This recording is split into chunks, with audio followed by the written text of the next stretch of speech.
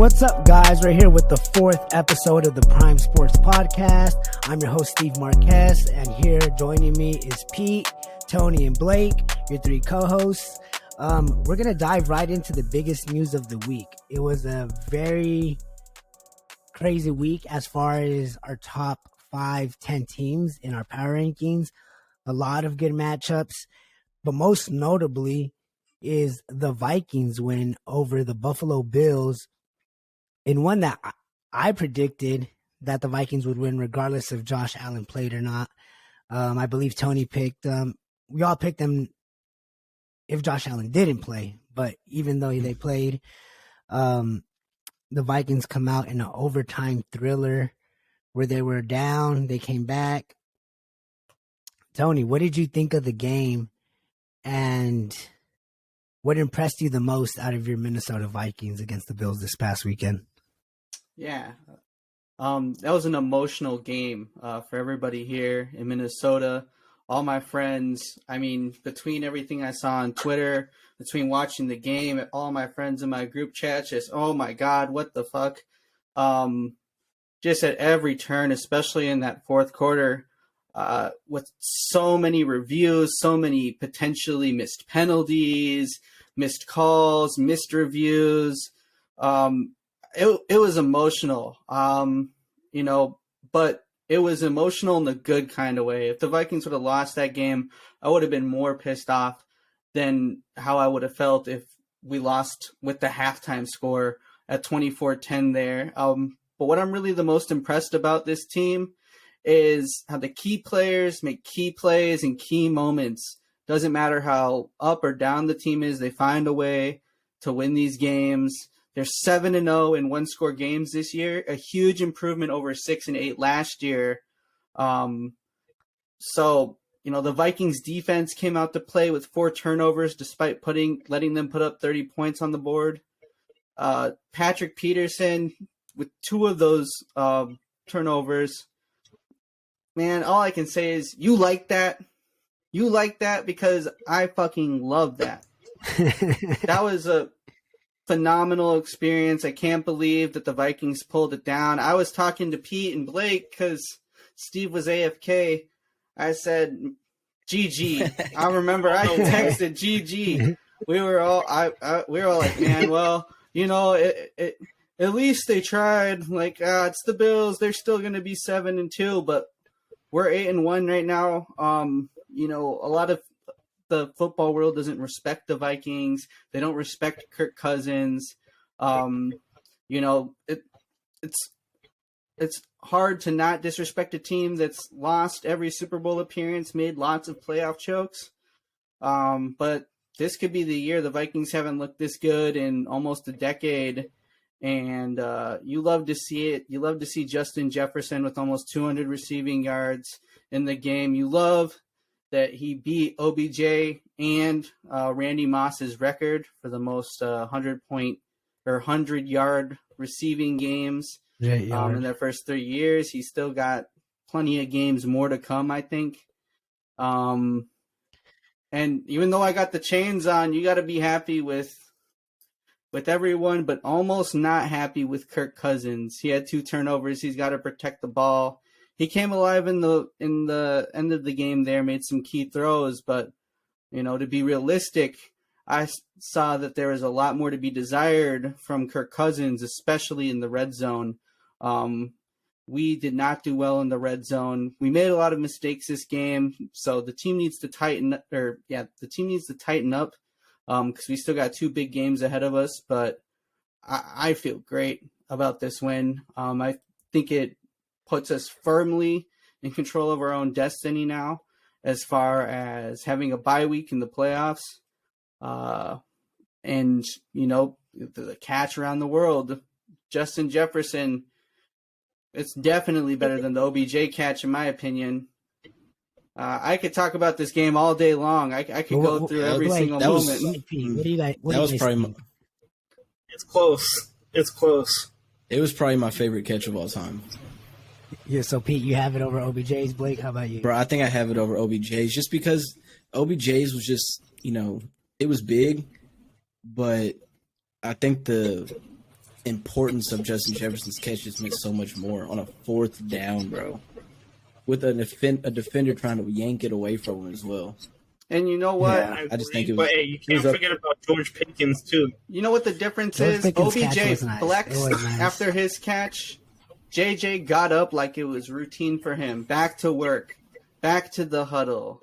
That's that Mamba mentality that Justin Jefferson has. I want to touch on JJ real quick. Where do you guys rank Justin Jefferson as far as, the best wide receiver in the league? I He kind is of the want to know. best.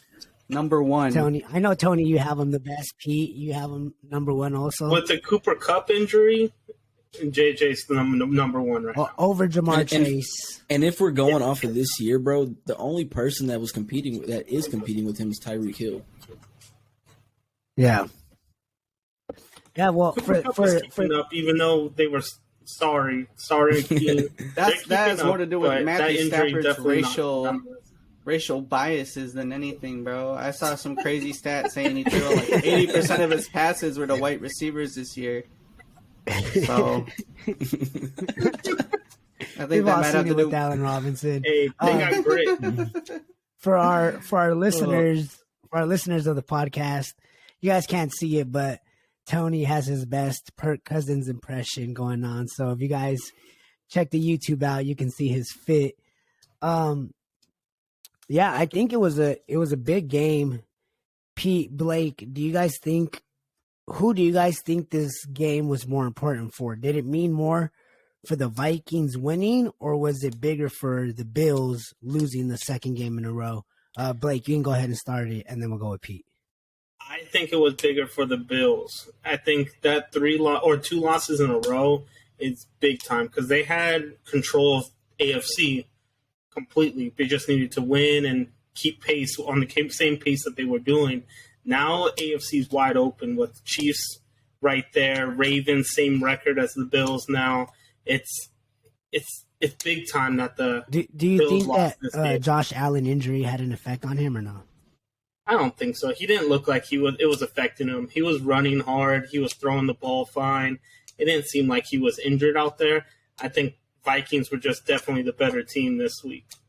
Yeah, Pete, what'd you think? Bro, I think it meant a lot more for the Vikings. I think it just showed that team, like Tony said, everybody's not giving them respect. I think it showed that team can battle out against another top team. And even though Kirk threw a couple interceptions, he still showed that he's got it in the fourth quarter. He led the team. I know clutch. Justin Jefferson had some crazy catches, but he still came in clutch and led them to he led them to the win, but then obviously the defense got that touchdown which locked it up, but Kirk Cousins did a lot of work. I think it just meant so much more for the Vikings, and I see what you're saying with the Bills and how they controlled their own destiny, but the Eagles lost, so that Vikings win just meant so much more. I don't know exactly who's number one in the NFC per standings right now. I don't know if it's the Eagles or the Vikings, but the way the Eagles looked last night, the Vikings look good to lock in that 1 seed if they can keep winning. Yeah, it was a great performance by the Vikings all around. I think that was a game that a lot of people thought the Vikings might choke and the Bills would come out and beat them, especially in Buffalo. I think that made it an even bigger win for Minnesota. So I think Vikings deserve all the praise. Tony deserves his flowers. This Vikings team really is making a push for that number one team in the NFL right now. And it all comes back to Kirk Cousins' play, Kevin O'Connell making a difference. But speaking of another rookie head coach who got their first win this weekend was Jeff Saturday for the Colts after they fired Frank Reich. And it came against the dumpster fire team that is the Las Vegas Raiders right now. It was a close game. It was a little bit more high scoring than I think some people thought it would be. Jonathan Taylor came out and flashed like he was his 2021 version. The Raiders had a chance to win this game at the end of the game, with Derek Carr trying to throw a fade route to Devontae Adams over Stephon Gilmore, eerily similar to when the Commanders and Taylor Heineke and Scary Terry did it. But Gilmore was able to get the pass deflection and secure the win for the Colts. Blake, what did you make of Jeff Saturday's performance as a head coach, and what do you think he did that made the difference for the Colts in getting a win and getting off this bad losing streak that they had? I am rooting for Jeff Saturday, but I don't think it was really him doing anything. I think it's more of the fact they respect him and they played hard for him, but that wasn't the Colts. That was more of the collapse of the Raiders. But I definitely think Jeff Saturday has a chance to be in this league. They have to win a lot of games this year, the rest of the year at least. Focus more on this game, and what do you think Jeff Saturday did right in this game? Being minimalist at this point. I think they just kept it simple. They didn't do anything. They didn't try to pull out any trick plays or do anything too crazy to be too desperate. They just played a simple game and brought it back to the basics. I like to watch that because they played hard for him, but I don't think he did anything spectacular. Yeah. I'm gonna chime in on that. Correct me if I'm wrong, but I don't believe he's calling offensive plays or defensive plays. So now keep in mind they had a rookie offensive coordinator calling plays. Yeah, I understand that, but also I understand that. But focusing on what Jeff, like you said, what did Jeff Saturday do good? I mean, the only thing he did good was to start Matt Ryan. I mean, that's about it. Exactly. Jonathan Taylor exploded like the Jonathan Taylor we know he is. Matt Ryan and Paris Campbell's connection is it's kind of unreal for that to be his wide receiver one, even though he has Michael Pittman.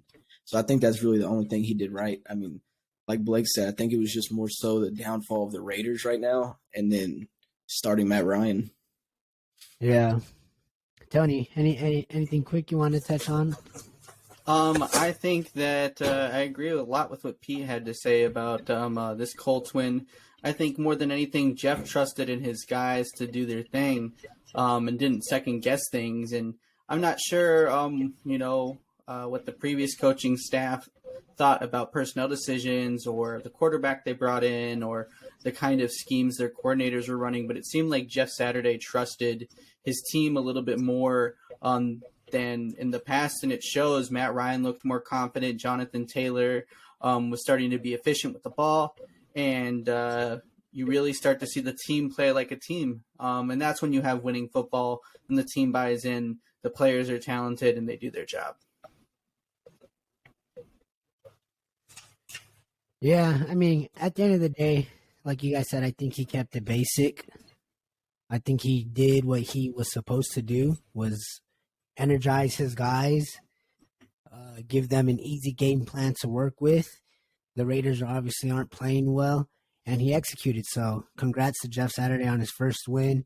I don't know what this means for him long term. I don't know if he will be a coach long term or not, but it's a good first start for him.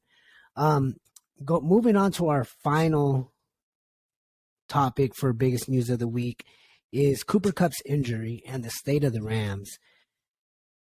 Obviously, the Rams are coming off a Super Bowl win last year, and we all know about the Super Bowl hangover. We know that the teams that make the Super Bowl normally don't return the next year, and they struggle a little bit. But this Rams team has been a complete disaster from the beginning of the season. The O-line has been bad. Matthew Stafford's play has been bad. The defense hasn't been playing as well. Their only saving grace has been Cooper Kupp, who's arguably the best receiver in the league. I think we have him at number 2 right now behind Justin Jefferson. And he got injured this past week against the Cardinals in what was already a pretty weak receiving core for the Rams. What's the significance of Cooper Kupp's injury, and where do the Rams go from here? And is there even saving their season at this point? Or should they just let everybody heal up as much as they can, realize that this season's over, and let's move on? Go ahead. That's exactly what I was about to say, bro. I mean, this season's already lost. I mean, there's nothing they can really do to save their season. Matthew Stafford's concussion on top of his injuries, Cooper Kupp's injury. All I can say is I am glad Cooper Kupp didn't break his fibula. I know they were thinking that's what it was. They say it's just a high ankle sprain. He's going to need surgery. But I know they put him on IR, but there's no reason to rush him back and make his ankle worse or even risk him getting injured again, because we all know what he's capable of. So I think their season just lost. It's kind of crazy to think about not hearing Aaron Donald's name this year very often. We know how great he is, an all-time great, and we haven't heard his name a lot. So I think they just, like Steve said, I think they just get people healthy and they try to set up for next year. I mean, this season's gone. Go ahead, Blake. Tony? Yeah, I mean, as far as this season, it's done, especially with them losing Cooper Kupp for at least 4 weeks, even if they try to rush him back. He was 34% of their offensive yards. This year, 31%. Last year, it's just the season's they're not going to make it this year. They need to, like Pete said, sit Cooper Kupp down for the rest of the season, make sure he can come back strong next year, figure out a way to get Matthew Stafford back and healthy, and just start preparing for the next year. Because it's just no way that Allen Robinson is going to be able to pick up the slack that Cooper Kupp was doing. And I also forgot to mention, I don't know if maybe y'all can answer this question. How long did Aaron Donald come back for? Was it a 1-year deal? That's a good question. Might have been he just came back to continue his contracts. I know he said he gave the paperwork to the Rams to retire in the offseason, but they didn't turn it into the league. So, I mean, that's a big deal, bro. I mean, if they continue to play like this for the rest of the year, which, I mean, that's what I think we're all predicting, who knows if he comes back next year. That's true. Yeah, it was a 3-year deal. Okay, so 3 years, $95 million. Okay. $30 million on a defensive player is still crazy. On a nose tackle, bro. But he's one of the greatest of all time. So He is. I agree. Well, I think it goes to show the importance that Cooper Kupp made to that Rams offense and how significant that injury really is and how crucial he is to the success of their team. That pretty much wraps up the biggest news of the week for us. We're going to take a quick break, and then we're going to jump into some game recaps. We have a little matchup between hosts, so that'll be fun to dive into. So we'll take a quick break, and then we'll jump back in. Kirk Cousins back to throw on 4th and 18. He's given time. He wants Jefferson. Climbs the ladder. Oh, my goodness! Justin Jefferson. What's up, guys? Glad to be back with everybody here to jump into our game recaps. We're going to go ahead and start with the Cowboys. They went on to play the Packers in Green Bay. The Cowboys ended up losing in an overtime game, 31-28, in what was a very familiar sight with Aaron Rodgers doing what he does to Dallas pretty frequently. Pete, go ahead and tell us a little bit about the game and how you felt about Aaron Rodgers' performance, the Packers' run game, and Dak Prescott and your Cowboys. Yeah, bro. I mean, it's nothing new with Aaron Rodgers and the Cowboys. Like you said, it's something we've blown leads against him the past 4 or 5 times we've played him. So, I mean, I was confident going into the game, just because we've been playing pretty good this year. We looked good. Dak was back. But as to what it looked like in that game, the main thing that I'm worried about is the run defense. So the rush defense. We've been okay. We've been mediocre this year in it. But even after the game, they're in the locker room talking about how Micah Parsons was getting on to other people for leaving their assignment and playing for themselves and not playing as a team. I was watching some film on it here just probably about an hour ago, and so many defensive players they just look like a fucking cone out there, bro, like a traffic cone. They just stand there and they get stagnant. There's only 2 or 3 people hustling towards the ball, especially on runs outside the tackles. Nobody's forcing them inside. Nobody's getting enough pressure. So that's the main thing I'm worried about. I'm not too worried about Christian Watson doing what he did to us because I understand Anthony Brown giving up that long touchdown, which he's been burnt a couple times this year.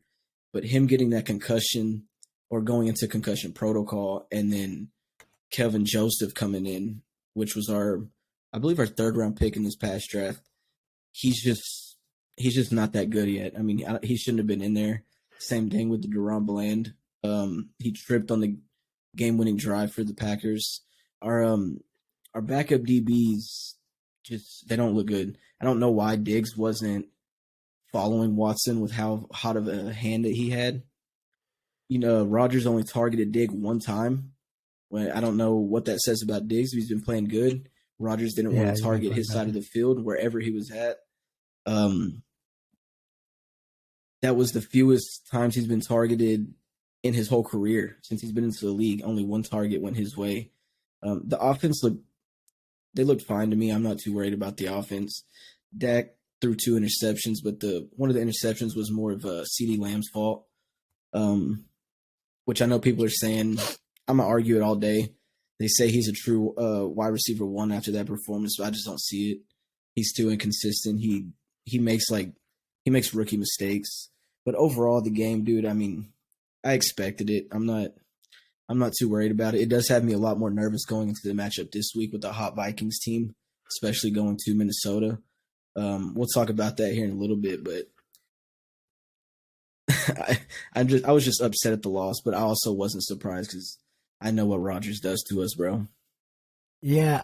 Well, funny you mentioned about the Christian Watson thing, because I was going to say, due to the lack of weapons that the Packers have, you thought they would have keyed in on Christian Watson a little bit more after the first, especially after the second touchdown, and try to make somebody else beat them. Because you take away Christian Watson, and who did they have? They would have had Alan. They would have had Alan Lazard, but he's nowhere near as talented as Christian Watson. I mean, Christian Watson has been banged up this year, in and out for the Packers. But every time he comes back off an injury, they are targeting him, over-targeting him. Rodgers really likes him. He's super strong. He's super fast. Did you feel that Zeke would have made a difference for you guys, or was it just Green Bay played a good game and they came out? Well, we know Green Bay has probably a little bit above mid-pack of defense. I think they were ranked around 13th or 14th, if I'm correct. So I think the big problem was our offensive line, and that's where we missed Zeke a lot. Pollard can't block like Zeke. So I think Dak was on the run a lot, or he tried to step up in the pocket, and they were just grabbing at his legs. I thought Dak should have used his legs more, especially on that final drive whenever he got sacked on 4th down. I think if he would have just stepped up in the pocket and ran it, I don't know if the game would have been a different outcome, but he definitely would have got that 1st down rather than giving the ball back to Aaron Rodgers. So I think we're missing Zeke a lot in the pass blocking. So I'm ready for him to get back healthy. Yeah. Blake, Tony, what do you guys think? Do you think CeeDee Lamb can be a true number 1, or does he have wide receiver 2/3 written all over him? He has the talent to be a wide receiver 1, but he just hasn't shown the consistency to be that wide receiver 1. Yeah, I almost 100% That was the biggest agree thing with with his that. career. Yeah, I mean, Amari Cooper obviously was the wide receiver 1. Go ahead. But they traded him thinking CD could be the wide receiver 1, and I think it shows that CD should still be the 2. He has the talent, like Blake said, to be the 1, but I just don't think on an island with no other true number 2 that he's ever going to elevate his game like that. He needs someone else that can take some of the attention off of him and elevate him to receiver one. Odell. They need it, bro. If that game doesn't show it, bro, I mean, I don't know what else is going to show them coaches. They need it. Yeah. Especially with Michael Gallup going out for a few plays with another injury. So yeah, it was a tough loss for the Cowboys, but I think it meant more for the Packers getting that win. And I think we all said that we think they're going to start turning a little corner and playing better than they have been. Another team that played this past weekend was the Raiders, and they faced the Colts, and they lost again. I don't really know how to act, to be honest. I was extremely upset yesterday after the game, and then I didn't really care last night, and then this morning I was feeling kind of optimistic. There's a lot that needs to be done for this team.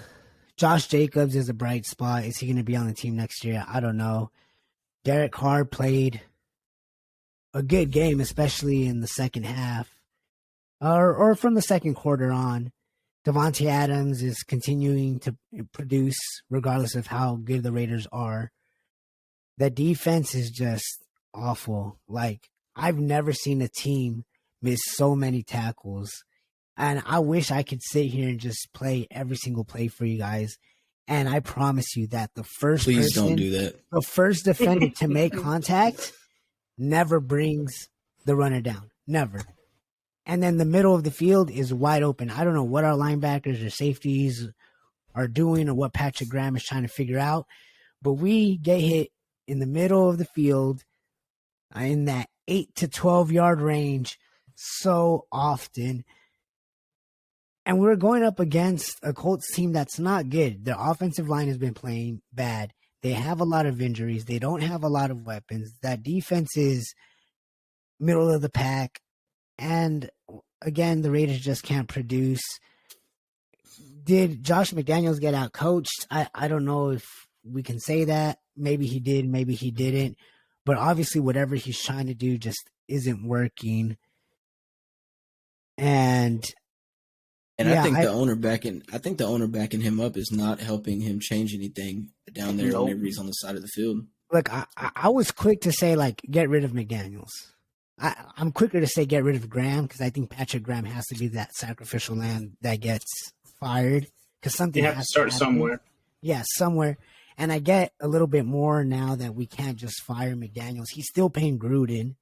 Now he's paying McDaniels. You can't just fire another coach and now start paying a third one. So I kind of get that aspect, but obviously whatever he's doing just isn't working. Him and Carr have a disconnect. The defense just isn't playing well. So it's a little unfortunate, but somehow teams still want to see the talent in the Raiders that I just don't understand. I can go on for hours about the Raiders, but we already covered the Vikings during the biggest news of the week, so we're going to go ahead and jump into our game previews. Blake, we'll start with you before we jump into the Raiders preview and then before we jump into the Vikings and Cowboys preview.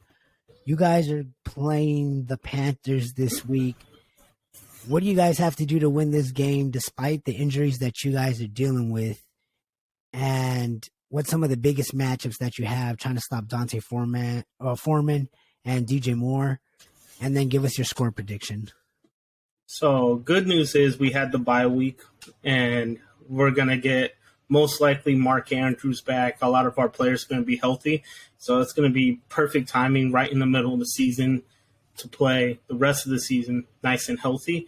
As far as stopping Deontay Foreman and DJ Moore, the one person that scares me the most is definitely DJ Moore with our inconsistent secondary. Sometimes we like to play lockdown, but we love to give up those 1-2 big chunk plays that definitely bothers me to watch. But our rush defense is top 5 in the league. our defense is turning it around. We went from 32nd for the first 4 weeks, and now we're at 19 in pass yards and rush yards together. So it's definitely turning itself around. The offense itself speaks for itself. It's Lamar Jackson only. So as long as Lamar Jackson's playing well, our offense is playing well. And then going against good old Baker Mayfield, which is, I don't know about you guys, but I watched some of the Panthers game with Walker in the game. I didn't see him get injured. He wasn't injured at the end of that game, and now they're saying that he has a high ankle sprain, which is curious. But having Baker Mayfield come back in, he's 3-5 against us, but he's had some big games against the Ravens before. But so we'll see what happens.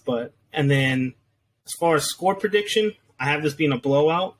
I have it 31-14 Ravens. Ooh. Pete and then Tony, give me your guys' score prediction. Yeah, I'm probably just gonna go something simple, man. Pretty good win, but probably somewhere around Blake's score. I'm probably gonna go like 28 to say maybe like 17. I think Baker's just gonna come out and play hot, and they're gonna put up a couple points, but I think he's just gonna fall off like he always does. Yeah. Tony? Man, Pete, you stole my prediction. What's up with that? I got the same kind of situation going on. I think you're going to see back-to-back touchdown drives from Baker early in the game, and then the Ravens defense is going to clamp down shut, and then Lamar is going to do his thing. I think we're going to see a pretty convincing win for the Ravens here, and I never want to bet on Baker, so give me the Ravens 28-14. Get down there, they haven't been able to capitalize when they've had opportunities. This one batted up in the air and picked off. What a night by Justin Houston. Urban got his hands on it. Welcome back, guys. We had a little bit of technical difficulties, but we got it all figured out.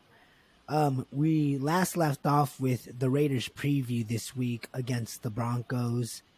As we all know, Josh McDaniels' first head coaching stint was with the Broncos. He failed miserably, left, went back to New England, and now he's with the Raiders, facing his former team for the second time this season. The Raiders won that first matchup this season pretty handedly against what's still a good Broncos defense, but that offense is just in shambles. Nathaniel Hackett, I don't think, is a coach that's going to have much success in his career, at least as a head coach. As a coordinator, I think he'll be fine. But what do you think the Raiders have to do this season, or what do you think the Raiders have to do this game to break this terrible losing streak that they have and kind of gain some confidence? Or do you guys think this is another game that they're just going to lose, continue the tanking, and, hope for next season? I don't know. I don't know if they're tanking, bro. I think they're trying to win, bro. They really just can't. And I think it's going to continue against the Broncos, bro. The Broncos have, despite what y'all did, 5-6 weeks ago, yeah, they have the number one defense in lowest points per game allowed. So I mean, I don't see y'all being able to beat them this week.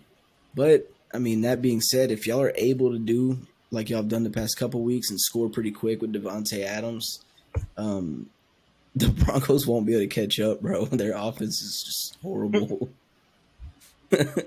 Pete, give us a prediction for that. Man, that's hard. I'm gonna have to go with the Broncos, but I'm gonna have to go it's gonna be low scoring, bro, because the Broncos can't even hit 20 points. I'm gonna have to go maybe 14-10. Blake. Another toilet bowl, 2 weeks in a row. Every time the Raiders play, it's a toilet bowl. Where's the game going to be played at? I believe this game's going to be in Denver. Yeah, the last one was in Oakland. I mean, not Oakland, Las Vegas. Las Vegas. If in Denver, I'm going with the Broncos, 17-14, game-winning field goal at the end. Oh, I like it, Tony. I'm going to take it a different direction. Don't do it again this week, Tony. Don't go for the Raiders. I'm going to go with a tie, 13-13. Neither team scores in overtime. 13-13. I'm sick of y'all. I think that would literally be the breaking point for Steve. Yeah. 13, Honestly, I don't Hey, know. it's not a loss though. It's not a Hey, loss. I'd rather take a loss than a tie to the Broncos. I don't know who I would pick, to be honest. My heart tells me to pick the Raiders again, even though after every loss I keep telling myself not to. Go with your heart. My mind's telling me go with the Broncos. I don't think we're gonna get much better anytime soon. So, all right, this is my last time. I swear, I'm not doing it again. Okay, because this is taking any last little bit of hope that I have. I think it's a game that's going to be important on Devontae again. Carr's success as long as he doesn't turn the ball over. And feed Josh Jacobs. Stop being fancy with it. We had another 4th down conversion that we didn't get. I think we had a fake punt that didn't work. Tackling's bad. Not jumping on fumbles because we want to pick them up to score. And then they score a touchdown the next play. I think it's another sloppy game. I'm going to go with the Raiders. In a close game, Daniel Carlson hits the game-winning field goal, 2017 Raiders. Please don't let me down. Please.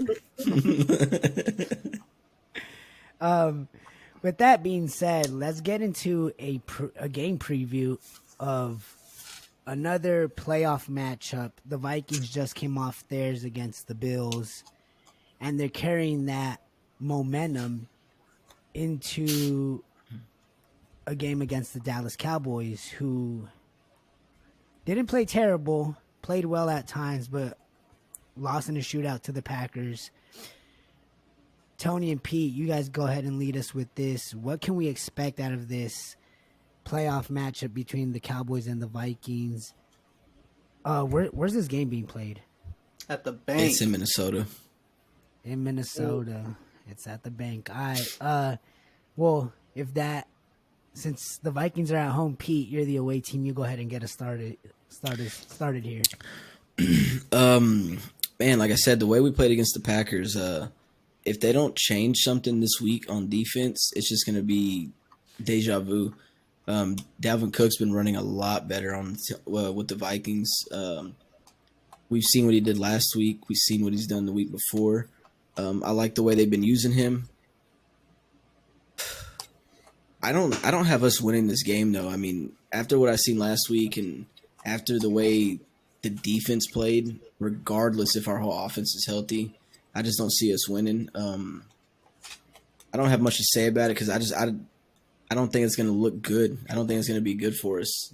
Give us one player on your team that you think will be monumental to your success to winning this game, and one player on the Vikings that you think could impact you guys losing this game. Bro, I think if we do win, man, I think it's going to be the fact that Zeke comes back and people see what he is for the team, regardless if he's not running as well as Tony Pollard is, because obviously he's not as explosive. But I think we see what Zeke really does for this team. And I think on the other side of the ball, I think it's going to be Zadarius Smith. I just don't know how they're going to be able to handle that exactly because Tyron Smith isn't there. Our line hasn't been nowhere near as good as they should have been. I mean, they're a solid O-line, but they haven't been great this year. So I had to go with Zeke for us and Zadarius Smith on that side.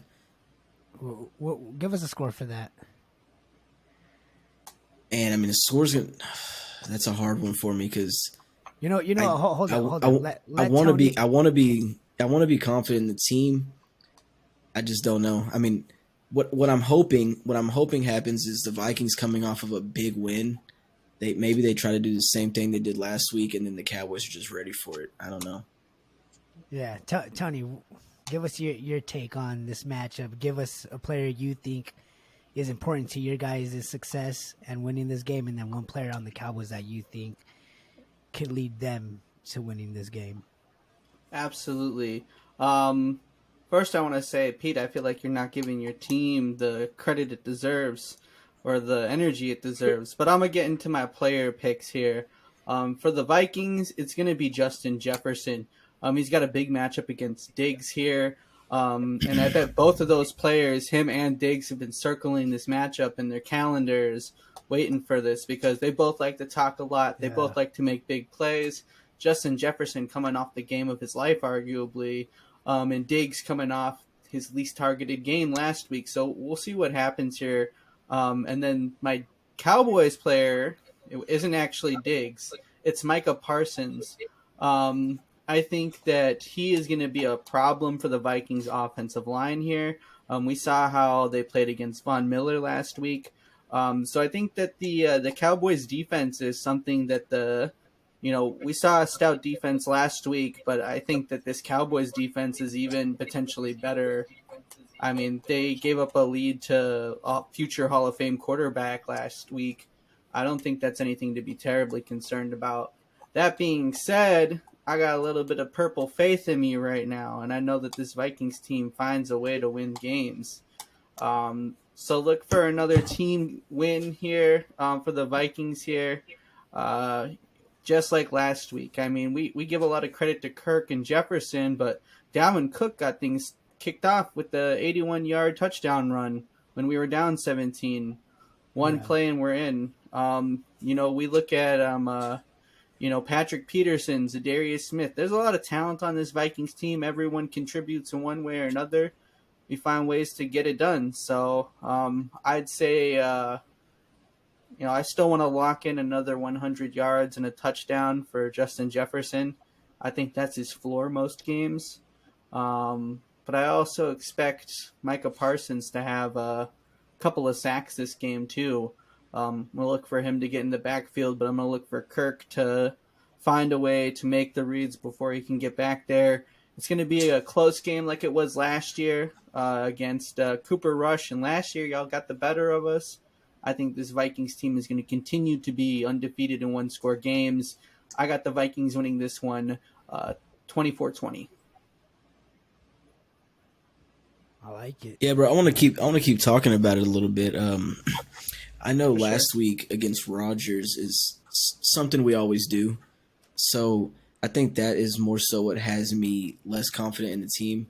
Although maybe I shouldn't be because, like I said, it's like clockwork against Rodgers. No matter where we play him, when we play him, playoffs, regular season, he just beats us no matter what.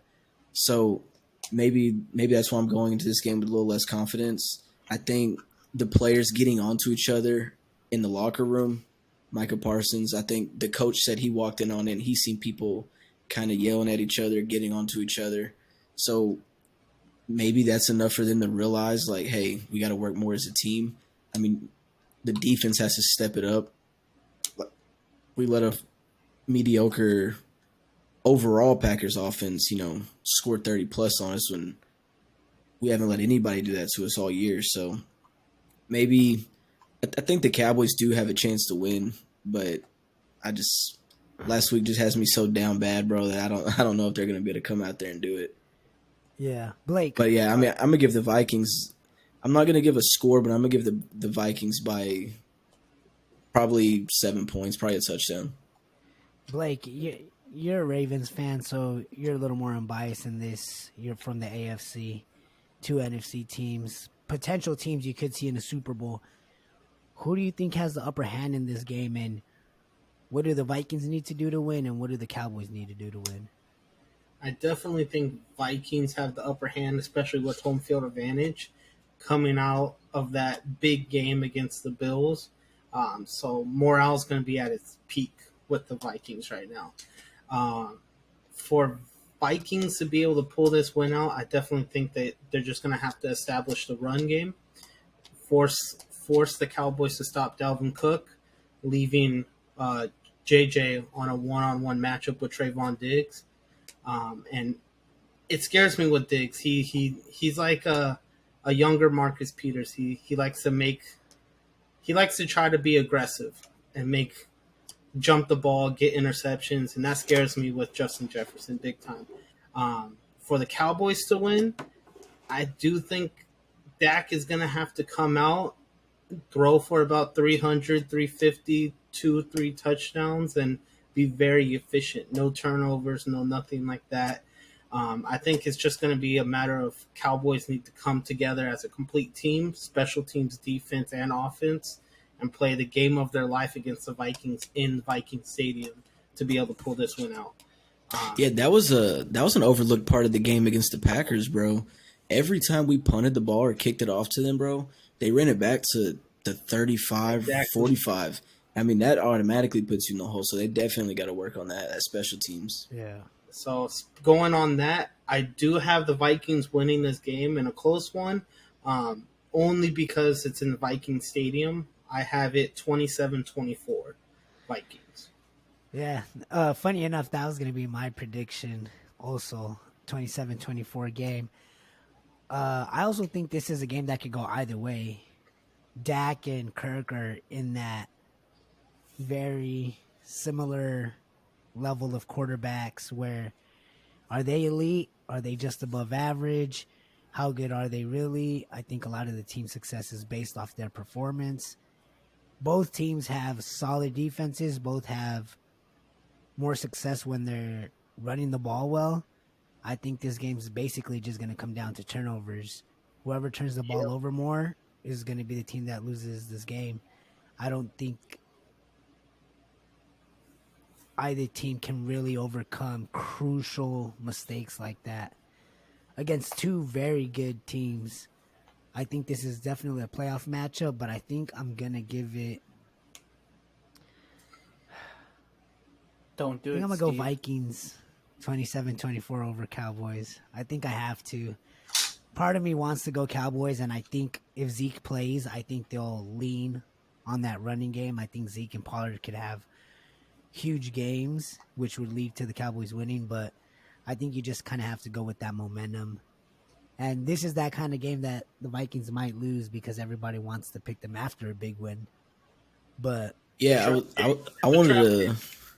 Yeah, that's what I was just about to say. That it being possibly a trap game for the Vikings, but I think whoever wins, man. I mean, if the Vikings win 2 back-to-back wins over 2 good teams. And if the Cowboys win, it'll show maybe they just came out, scared of Rodgers. And if they come out and they win against the Vikings, it shows that they can actually be contenders. So, I mean, although it doesn't have really huge playoff implications yet, because both teams are sitting in a good playoff spot, I think it's a huge win for whoever wins. It shows that they can beat arguably a top team in the NFL, especially for the Vikings if they can beat 2 back-to-back good teams. I think it means a little bit more for the. Those... Go ahead. Go ahead, Tony. I think this means a little bit more for the Cowboys than it does for the Vikings. The Cowboys are currently actually sitting 3rd in their division right now. Now, they do have that last wild card spot as of now. We're going to have to start doing our playoff pictures here pretty soon. But there is some noise to be made for those last couple of NFC wild card spots here. A win here and a Giants loss. They don't play this week. They play this week, right? The Giants already had their bye. I think they just had it. Let's see. But I don't know exactly. I think the Cowboys winning here would mean more to that team. They play the Lions. Gotta hope for an upset, but the Vikings have a very firm hold on their division right now. I think even if the Vikings were to lose 2 in a row, they'd still be the 2 seed. They'd still be looking at playing a home playoff game, where I feel like if the Cowboys lose this game and the Giants win this game, they got a lot of wood to chop here towards the end of the season, and it has been a theme. I don't mean to shit on the Cowboys, but it has been a trend of theirs to start seasons off hot and have a hard time coming down the stretch. So it's not a must-win game, but it definitely has must-win atmosphere to it, and it's going to be loud in U.S. Bank Stadium this weekend. Cowboys love to go 8-8 back when it was a 16-game season. So, yeah, I think this is definitely another one of those big key matchups that we're starting to see more as the season ends of these playoff implications. Like you said, the Cowboys are in a tough division. We'll probably touch on those two teams a little bit more in our power rankings. So we're gonna take another little break here, and then we'll jump into our power rankings. And there was a lot of discussion about who goes where. So we'll see what everybody thinks, and we'll get back in a second. Second down, draw, Pollard, big hole, Pollard inside the 5, and he's in for the touchdown. What's up, guys? We're back with the power rankings for Week 11. We're going to start at the bottom and work our way up like we normally do, ending off with the top 10. This week, we have the Texans at 32, Raiders at 31. I know they're at the bottom in a lot of people's power rankings. They're playing the Broncos, who we have at number 30, so we'll see that toilet bowl matchup this weekend. Then we got the Panthers at 29, who continue the quarterback carousel. Steelers at 28, TJ Watt's finally back, playing well. Jaguars 27, Colts 26 after that win in Jeff Saturday's debut. Browns at 25, Lions 24, Rams 23. Lions did come off a good win against the Bears. Rams 23 with Cooper Kupp's injury. Who knows how much lower they'll go. Saints at 22. Is it time for Jameis Winston? Maybe. Falcons 21, Bears 20. We want to give a quick shout out to Justin Fields. He's breaking records. He might have already surpassed Lamar as the best running quarterback, but I don't know. We can leave that up for debate. Cardinals at 19 after their win against the Rams. Commanders at 18 with the huge win against the undefeated Eagles on Monday night. Heineke just gives that team some different energy. Scary Terry balls out with them. Robinson and Gibson are a good duo. So Commanders are part of that tough NFC East division. Robinson's stats didn't look crazy, bro, but man, he was running hard. He just Robinson and Gibson remind me of Pollard and that 1-2 punch. We have Chargers at 17, Packers at 16. A little jump after that win against the Cowboys. Patriots at 15, Bucks at 14, with the huge win against the Seahawks in Germany, who we have at number 13. Bengals at 12, who were sitting on a bye week. Titans 11, sitting right outside the top 10 looking in. What do you guys think about the Titans? I think the Bengals are the best team out of the Titans, Seahawks, and Bucks, those next few teams. But the Titans are just one of those playoff teams, play decent defense, run behind Derrick Henry. What do you guys think about the Titans this season? I think they have great coaching, bro, and they obviously have Derrick Henry back there. Man, it's really showing how much it hurt them to let go of A.J. Brown, though. I mean, if they had a true wide receiver one over there again, I mean, they could possibly be contending for the number one seed in the AFC again. But, I mean, you got to do what you got to do. So, I think they're a good team, though. I like them. Yeah. Well, jumping into the top 10, right in front of the Titans is the Jets, who we had up here a couple weeks ago, and then they had a loss where we knocked them down, I don't know what, 7 spots, something like that. Come out and they beat the Bills. But I think the Breece Hall injury and the Elijah Vera Tucker injury, we took a little bit more, at least I know I did. I thought it was going to affect them a little bit more, but no, Robert Saleh has this team playing well, behind good defense, running the ball extremely well with James Robinson and Michael Carter. I think the Jets belong in this top 10. We have the Giants, another New York team, at number 9. What do you guys think about the Giants? Because I know that's a team, one of those other teams that we were quick to knock out of our top 10, even though they only have, 2 or 3 losses? Yeah, 2 losses. They're 7-2. Yeah. They look pretty good. I just think most of the reservations for people about the Giants comes with the quarterback position. Daniel Jones has done well enough to not lose them games. but I think that the main thing for this team has been defense in Saquon Barkley, who's currently leading the league in rushing yards right now. When you can run that well and defend as well as they have been, which is a huge improvement over last season, you're going to win some regular season games. I think that you look around the league and a lot of the better teams here either have a great quarterback or they can run the ball and play defense. So there's definitely more than one way to win in the league these days, and the Giants have found one. And I'm not gonna lie, bro. I mean, the Giants are 7-2, but you look at their schedule, bro. They might lose 5 out of the next 6 or 4 out of the next 6 games. I mean, I think they're gonna lose this week against the Lions. Then they play us next week, and then they got the Commanders. Which, if they keep Heineke there, that's gonna be a good game. It's a division game. Then they got the Eagles, the Commanders again, and the Vikings. So I mean, I think their hot streak's going to be. I think their hot streak's going to be over. You got, I mean, out of them 6 games, you got 4 division games, and you got to play the Lions and the Vikings. So we'll see. We'll see where they are here in a couple weeks. Yeah, and it's funny because I think the Giants are that last team right before the top 8 that kind of separate themselves as what I would consider our Super Bowl contenders. Who, I don't know which of these teams would win the Super Bowl, but they all have one aspect of the game that I feel makes any fan believe that they could.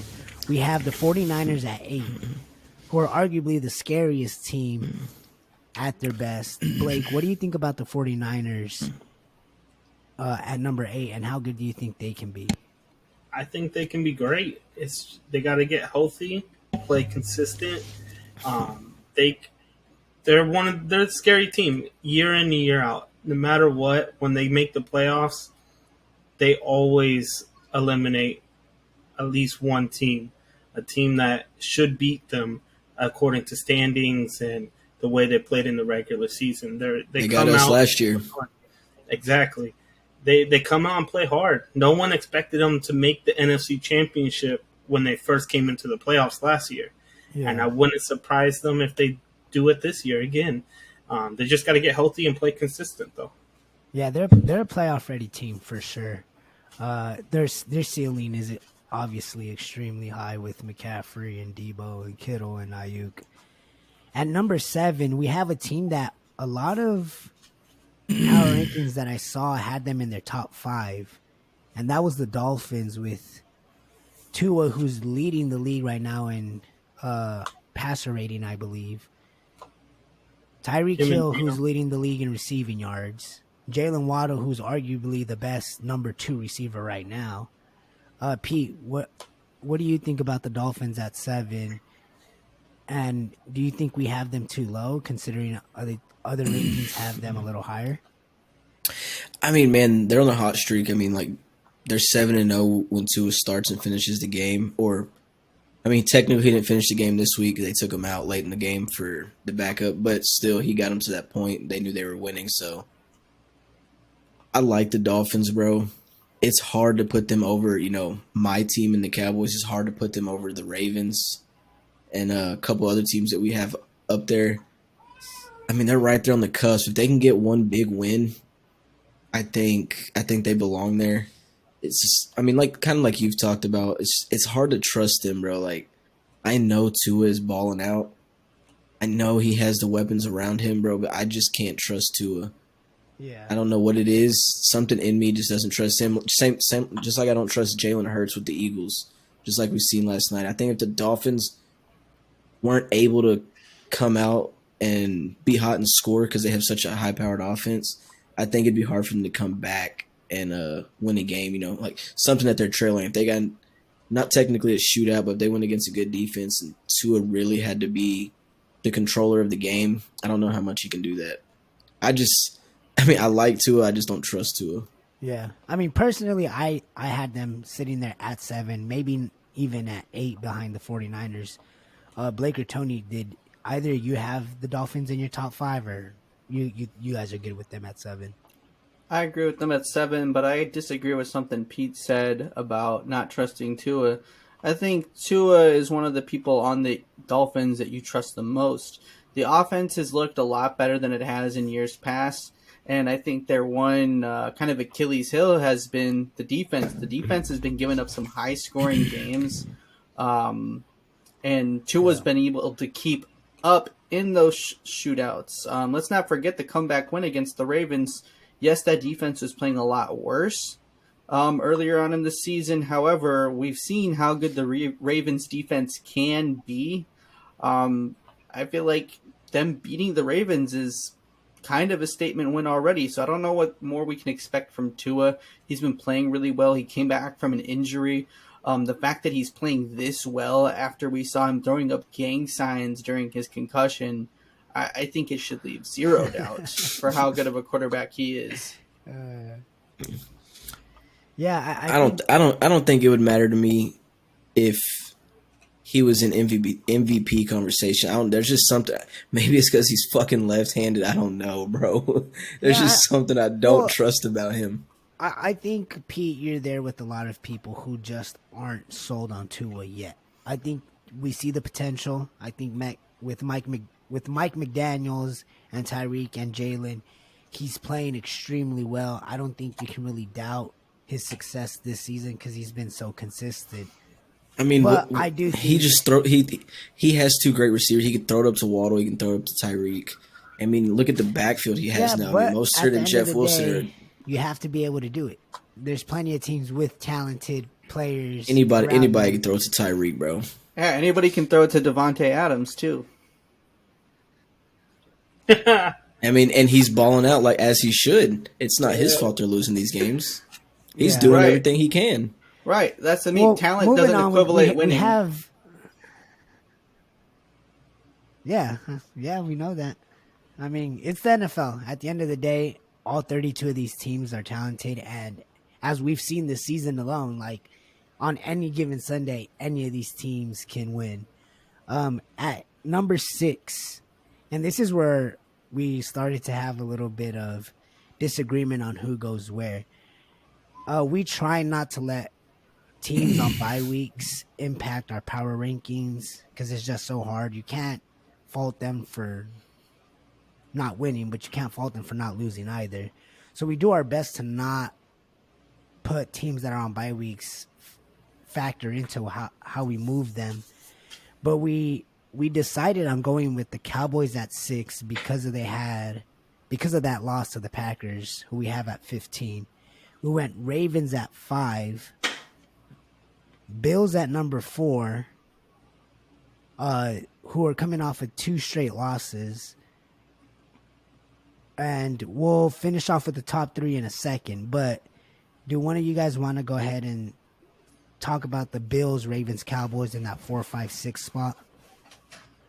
No, not really. I mean, I know we say we don't mess with teams on bye weeks that much. But, I mean, after seeing the way the Bills are performing, them not scoring second half touchdowns in all these recent games, I mean, you want to put the Ravens over them.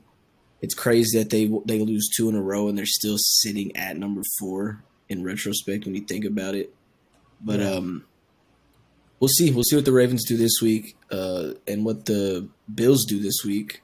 So maybe they swap next week. Blake, how you feel about your Ravens at 5? I think that's exactly where they should be. I think any one of those teams, Bills, Ravens, or Cowboys, you have an argument for them switching to any spot.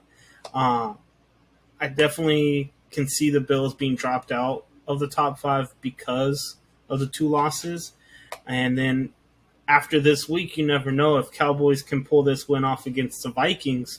They can jump up as far as number 3 possibly. You never know because of how significant that win is. It's just, I think that 4, 5, and 6 spot is just inches apart. I don't think there's anything significant keeping each other separated. And it's not all about wins. I mean, going forward, I mean, we look at it. I mean, it's how they go out there and perform and against who they perform against. I mean, that's how close it is. If they all win, they can't just stay. They can't.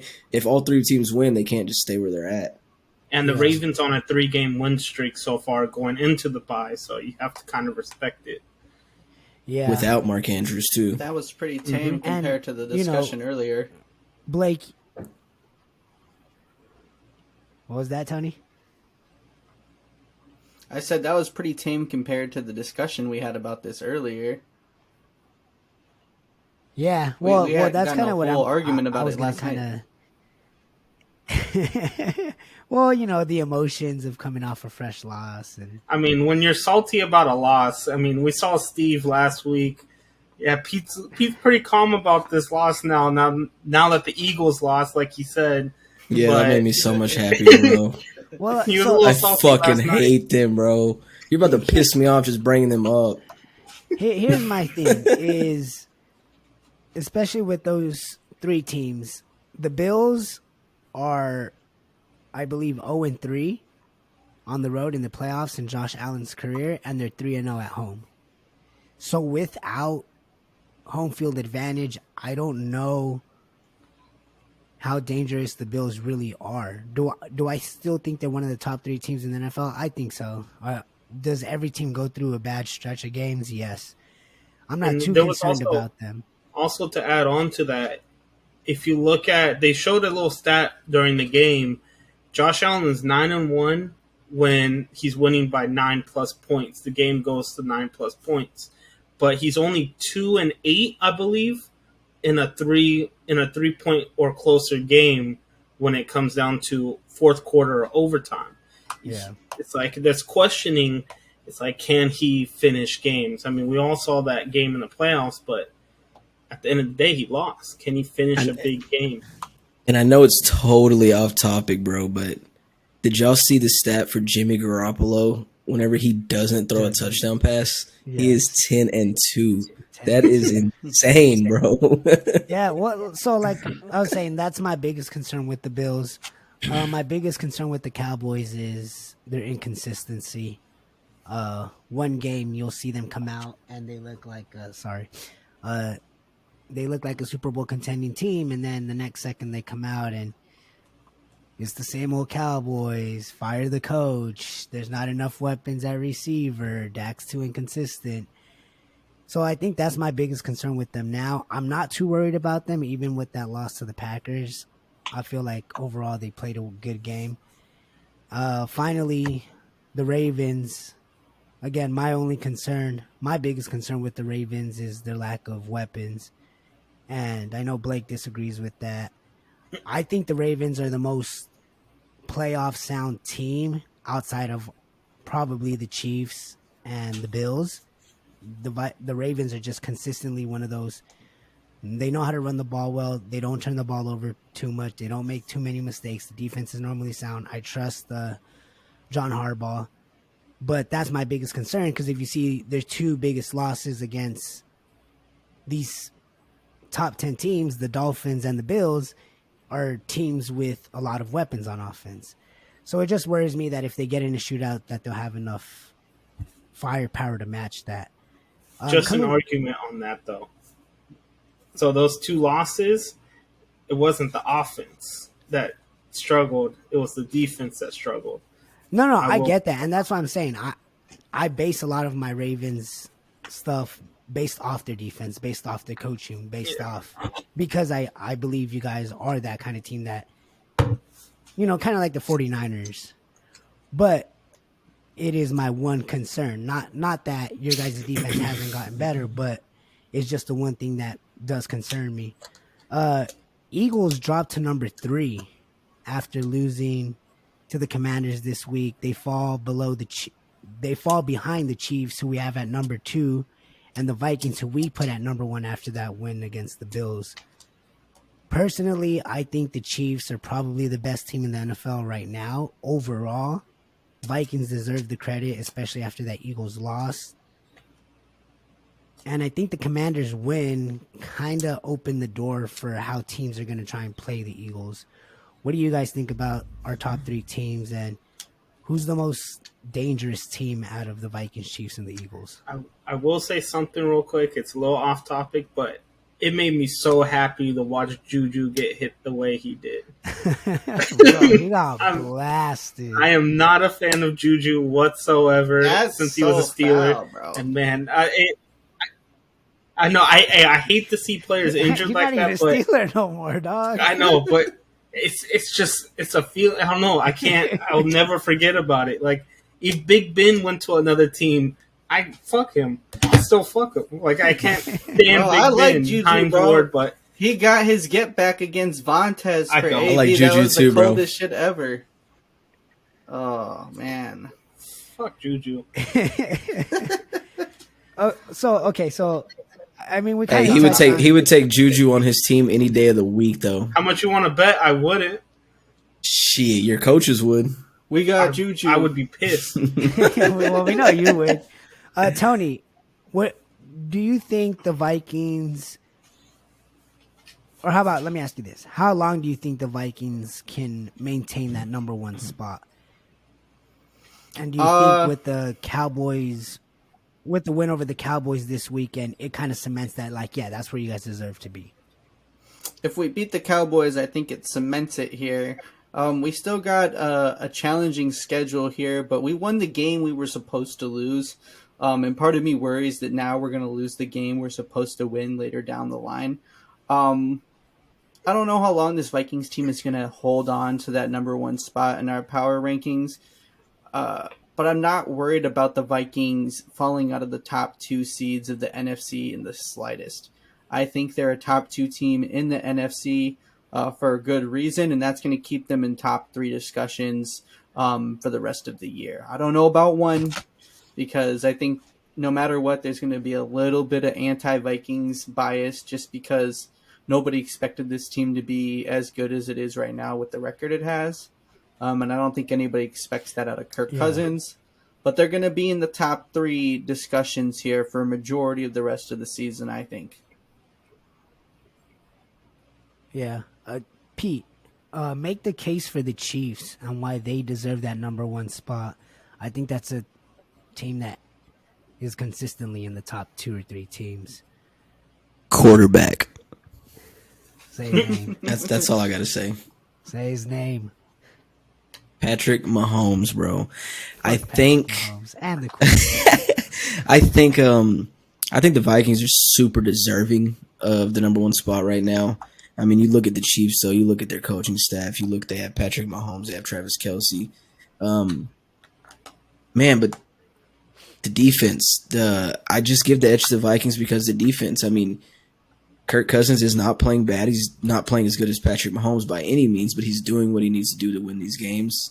And Patrick Mahomes is doing everything he can to win the games as well, but his defense is letting him down a little bit. And the Vikings defense is doing what they need to do for Kirk. So, I mean, I know Kirk probably appreciates them more than anybody else because he doesn't have to go out there and put up crazy numbers to win.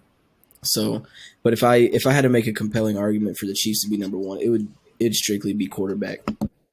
Yeah. Blake, right before we end our little power ranking segment, how about you give us your insight on the Eagles' loss against the Commanders, what they need to do to get back to one, and do you think they get back there, and do they maintain it?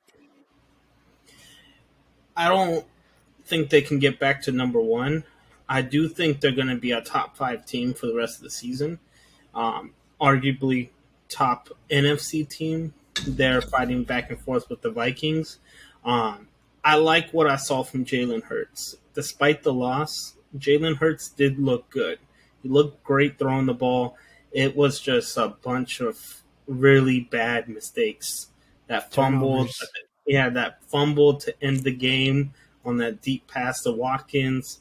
It just unfortunate for the Eagles as a team, but I do like what I see with Jalen Hurts and that offensive line in particular going in for the rest of the season. So I do think they're going to be a cemented top 5 team.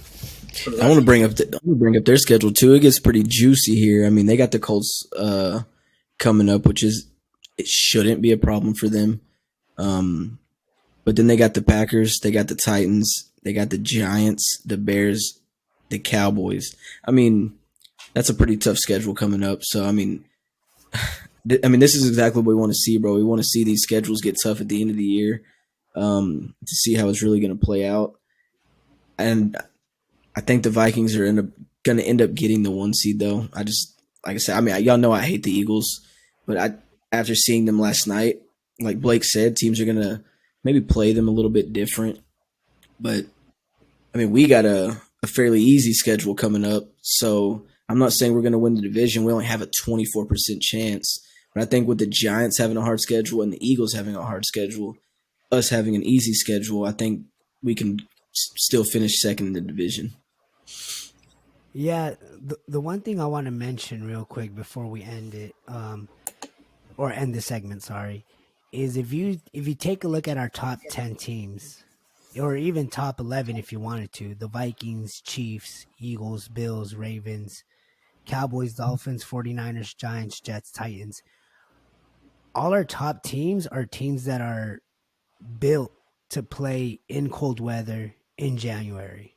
The Vikings, the Chiefs, the Eagles, the Bills, the Ravens. Cowboys and Dolphins are the two teams that you could argue aren't, especially the Dolphins, but the Cowboys a little bit as well, aren't necessarily cold weather teams, the 49ers, Giants, and the Jets. So I think it's very interesting that it's kind of forming up that way. I think that pretty much wraps up our Week 11 power rankings. It was a lot more calm than I thought it would be because Sunday night in our little group chat, we all were very strongly opinionated on who goes where. And I'm telling y'all, bro, if y'all ever need anything from me, just ask me after an Eagles loss, and I'll probably say yes. I'm still a little disappointed. There's a lot of salt going on Sunday night. I'm still a little disappointed we didn't have Vikings 1. Bro, I'm just telling you, bro. I mean, two extremes.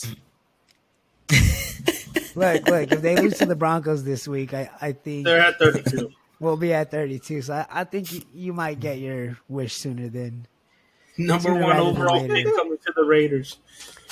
All right, well, that wraps it up. So we'll take another break, and then we'll jump into our last segment, which will be what coaches we have on the hot seat. So we'll see you guys back here in a second.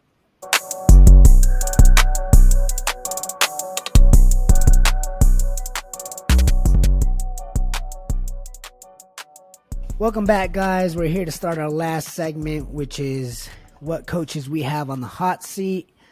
Pete, you can go ahead and get us started with Nathaniel Hackett from the Broncos. How have you viewed his performance this season? What do you think he needs to do to improve? Or do you think it's just a recipe for failure?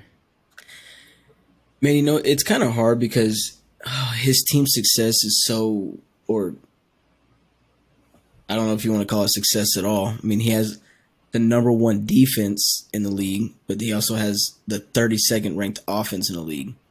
So he needs to get on. Maybe it's Russell Wilson's injuries. Maybe these injuries are made up just to cover Russell Wilson's ass. I don't know. Maybe the bad trade that they made. But he has dealt with a couple injuries. I mean, now Jerry Jeudy's hurt. Their running back play hasn't – losing Latavius Murray, obviously. Not Latavius Murray, but Javonte Williams. Losing Javonte Williams was a huge hit to them. Man, it's hard to say with Nathaniel Hackett, bro. I mean – if he could just get his offense to score 20 points a game, bro, they would be 8-1. That is how good their defense is. Yeah. So I think if he can get his offense to turn it around and start scoring a couple touchdowns a game, I mean, that's all they need, then I think he'll be safe at the end. I mean, but as of right now, that trade is looking horrible. Russell Wilson's looking bad. The injuries are looking bad.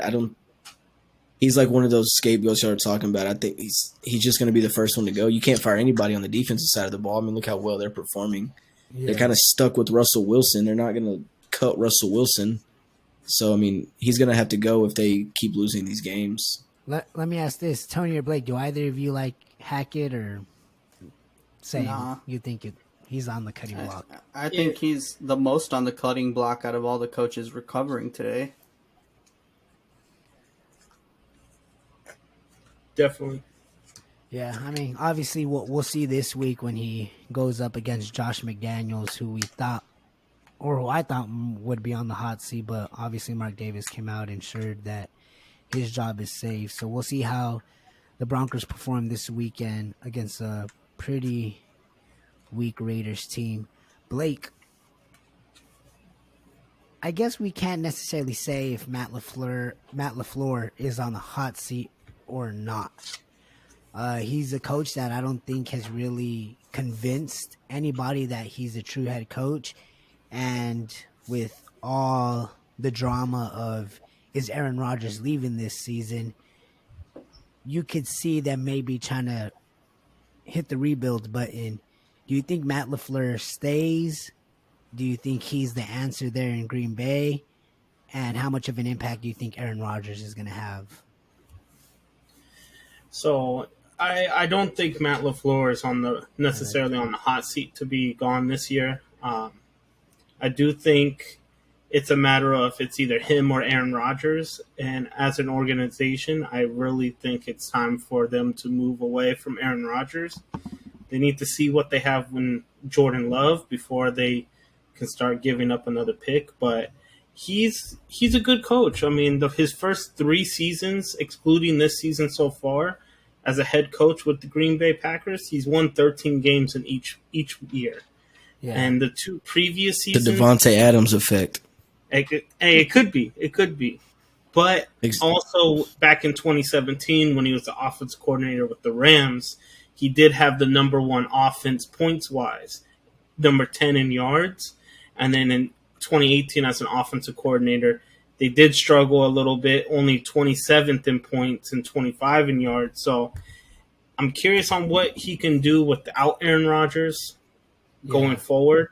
And I think that's what's going to happen. I think they're going to have to stick with Matt LaFleur based on the last 3 years and ride with them. Hopefully they can find another quarterback. Yeah. Sorry, I was distracted by Tony playing with his pussy. Tony, as a Viking fan, how about you chime in a little bit? Tell us what you think about Matt LaFleur. I think Matt LaFleur is the best coach the Packers have had in the Rodgers era. I think that he brought more of an offensive package for Aaron Rodgers to work with, a more comprehensive playbook with him into Green Bay than what he had with his previous coach. So I think that ultimately they just need to. The biggest issue with the Packers is honestly their front office more than anything. They've been unwilling to commit, and so is Aaron Rodgers, really, and I think that's where it comes from. The Packers don't want to commit to him, and he hasn't really been as committed to the Packers as he could be, so they haven't been able to buy in and put together a contending roster this year. They had one the last couple of years, and I don't think that LaFleur is the reason they lost the last 2 playoff games that they have lost. I think it comes down to other factors outside of him. Yeah, LaFleur reminds me a lot of another head coach in the Los Angeles Chargers, Brandon Staley. Tony, talk to us a little bit about where you view Brandon Staley for the Chargers, and do you think it's time for them to make a split there? I don't think it is yet. I think they need to get rid of Madden, their offensive coordinator there. I think he's been the biggest issue for the development of Justin Herbert down in Los Angeles. But I also think that some of that does come down to Staley. I don't think his seat's cold by any means. I don't think they're going to fire him this offseason either. I think they give him one more year and see if he's the problem, because, you have what many consider to be a generational talent at quarterback, and it seems like since his rookie year, I believe Anthony Lynn was the head coach that year, if I'm not mistaken. It seems like since that rookie year where he broke the rookie record for passing yards, it seems like the Chargers offense has become more and more conservative and more based around getting Austin Eckler the ball than it is about utilizing your generational talent at quarterback and having him make plays and having him create the offense. And a lot of the Chargers' woes have been injury related the last couple of seasons. But if you look past the injuries, you see a team that, is checking the ball down a lot more, a team that isn't really spreading out the field for someone with Justin Herbert's caliber. So we'll see what happens with their offensive coordinator. And if that doesn't fix the problem, then I think it's time to consider some head coaching change in Los Angeles. Yeah, I mean, I think everyone kind of forgets how much praise Justin Herbert was getting this offseason. The Chargers were a lot of people's dark horse Super Bowl contenders. They had all this hype surrounding them. And I agree with you in the sense that injuries have a lot to do with why they're playing the way they are and where they're at in the standings and in the rankings. But I do think Brandon Staley is responsible for a lot of the Chargers. A lot of their losses and the fact that they haven't been as successful as a lot of people thought they would be. His play calling is questionable at times, his game management is what's questionable at times, and you see that a lot with coaches like Nathaniel Hackett. A lot of these coaches who are on the hot seat are ones, Cliff Kingsbury, who we're going to talk about shortly, aren't the best game managers. So I think maybe for Justin Herbert's success, I think it's important to pair him with someone who, like a Kyle Shanahan or a Brian Dable, one of these offensive minds who's really going to bring the best out of Herbert. Eric Bieniemy from the Chiefs, He has all the experience with Mahomes. That's actually a great one, Pete. I would actually really like to see. That would be nuts if that happened in Los Angeles. I don't know. With Herbert. I don't know how all these other coaches with no NFL coaching experience are getting jobs over him, bro. It blows my mind every year. And maybe it's just the superstar status of Mahomes, where they think it's more Mahomes than it is the coordinator. I mentioned Cliff Kingsbury, the head coach for the Cardinals. He has a 28-30-1 record with Arizona since joining the team in 2019. Like I mentioned, he's a coach that doesn't have the best game management. And there's obviously some kind of a rift between him and star quarterback Kyler Murray. They don't seem to get along the best. They don't seem to always be on the same page. I think he's a good coach. I don't think he's a great coach. And I don't think he's the coach for the Cardinals, especially in a tough NFC West division. I think D-Hop is a lifesaver for Kyler and the Arizona offense that was obviously just trash without him, if I'm being honest. James Conner's healthy again, so I think the Cardinals are going to start playing better. But Cliff Kingsbury is definitely one of those coaches that I could see the team moving on. One of those coaches I can see a team moving on from in order to try and compete with some of the top teams in the NFL. Either of you guys have an opinion on Cliff? I don't think the Zach Ertz injury helped at all. I mean, he's going to have to figure out a way to use the offense, maybe get Rondale Moore the ball more out of the slot. Yeah, Rondale Moore had 13 targets. I think he has 4 or 5 games over 11. He's going to have to keep getting him the ball. AJ Green kind of took over Hollywood Brown's role in a sense when you look at that team. Yeah. I don't know why they brought Robbie Anderson in if they're not going to use him at all. So, I mean, Greg Dortch, they have Greg Dortch as well. I mean, he has the offensive weapons. James Conner, I mean, he's a touchdown machine. I'm not saying he's not really a scary running back to me, but I mean, the way they utilize him, it obviously works. I mean, who cares if you're getting the yards, if you're getting all the touchdowns. So, we'll see how he finishes the season with Hopkins back. I think he can at least get his record over 500 by the end of the season. So I think that'll be a plus for him. But it's either going to be him or Kyler, bro. I mean, I don't know that they can even let Kyler go. No. But Not I don't up to see. that contract. It's just so hard. I mean, I don't see. Yeah, that's what I'm saying. I don't see who they go get really. I mean, that's a tough situation for the Cardinals in general, bro. Yeah, I obviously these coaches are on the hot seat for a reason because we don't think they might necessarily be the answer for where they're at. There is one head coach who has been successful in his career that I kind of want to bring up real quick, and let me know who you guys think he would fit perfectly with. He's a head coach who I thought would have been perfect with the Cowboys due to his I already know who you're gonna say. ties with Texas, but I think the Cowboys' success this season has kind of shut that door for now. No, it hasn't. But obviously with Dallas, the Jets, that kind of media, you never know with how head coaches are going to fare, if they're going to be there for a while or not. I think he'd be a great fit in Los Angeles with the Chargers.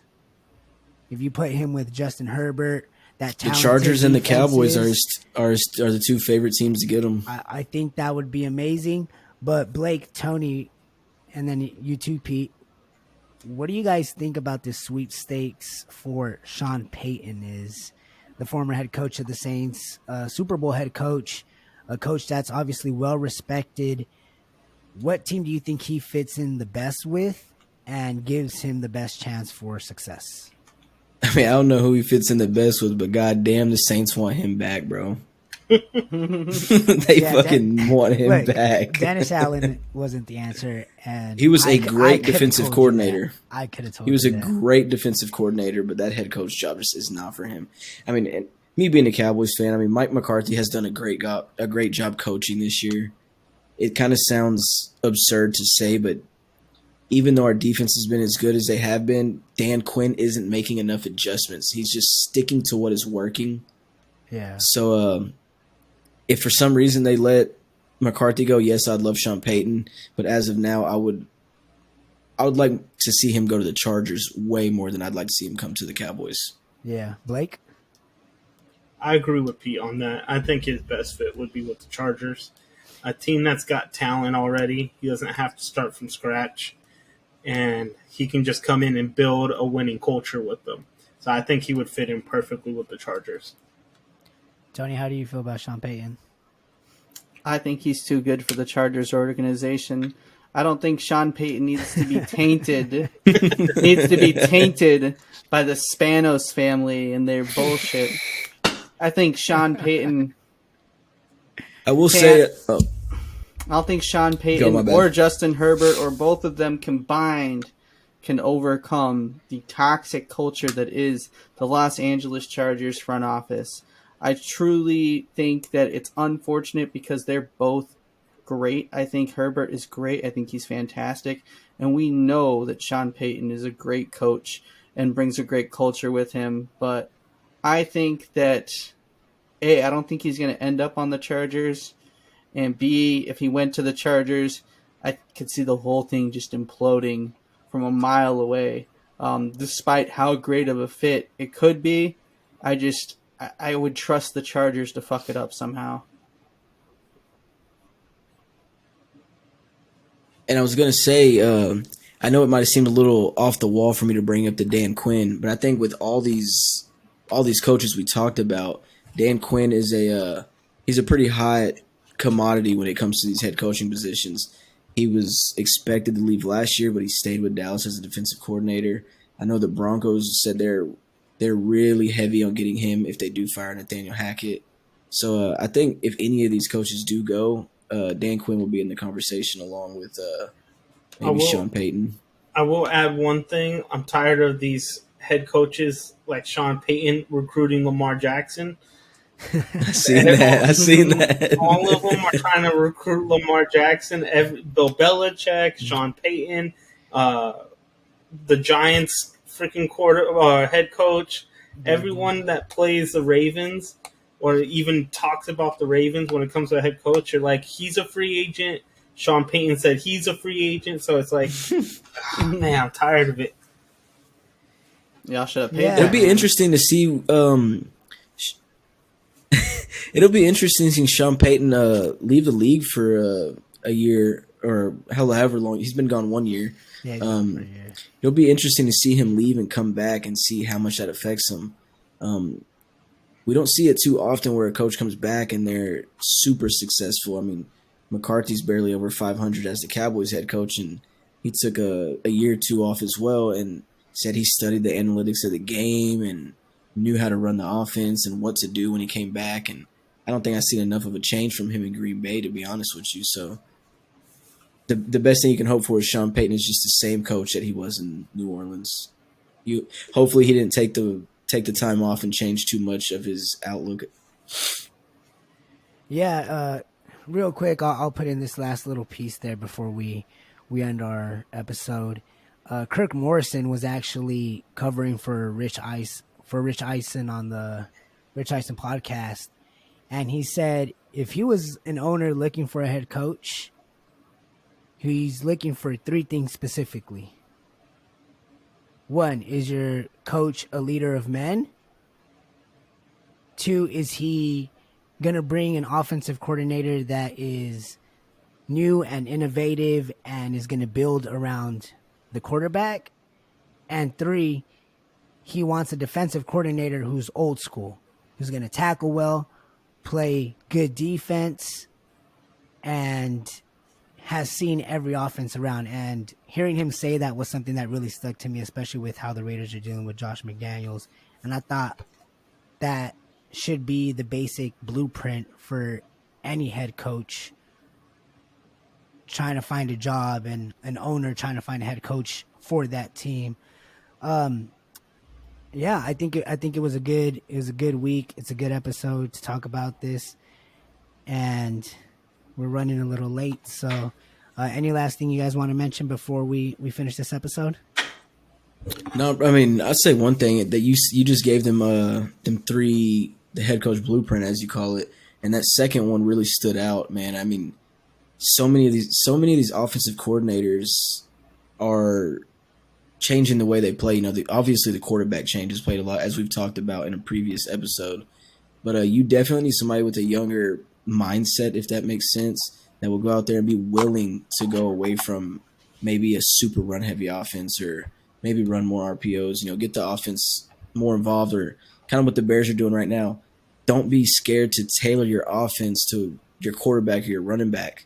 You know, like, you don't need to, just because you had something in your head don't mean you have to run that. Change it up and do what's best for your team rather than getting rid of a quarterback or a running back just because you couldn't make it work with them. I mean, my example would be the Giants. Look at the Giants. You get an offensive mind in Brian Dable who's catering that offense towards what Daniel Jones is, and then they hire a defensive coordinator that Blake knows very well in Wink Martindale. So I think it's a good blueprint. I want to say thank you to everybody for joining us for this episode. And lastly, right before we end it here, I just wanted to give a quick shout out and say that we give our prayers out to the families and the members of the Virginia shooting. We lost 3 football players, and 2 of them were obviously injured in the hospital. So I think it was important that I gave a quick little shout out and mention on that. So we hope that the friends and the families and the loved ones of these players that love the sport just the same way we do find some peace in the tragedy that happened. So I want to thank everybody again for being with us, and we'll see you guys soon for our 5th episode. Peace.